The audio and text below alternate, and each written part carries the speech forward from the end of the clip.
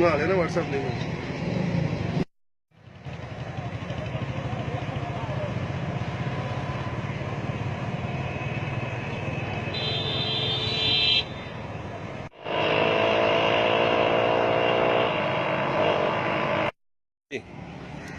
जी, इस वक्त हम मौजूद हैं लाहौर कराची मोटरवे पे पीर महल इंटरचेंज पर।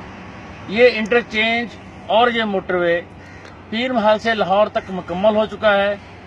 जिन लोगों के पास पासेस हैं वो यहाँ से आसानी सफर करके लाहौर जाते हैं, लेकिन अवाम नास ये मुतालबा कर रही है कि इस मोटरवे को अवाम के लिए खोला जाए ताकि वो उनका सफर आसान हो लाहौर तक। कैमरामैन अजहरुल्लाह के साथ मियां असद हफीज, दुनिया न्यूज, पीर महल।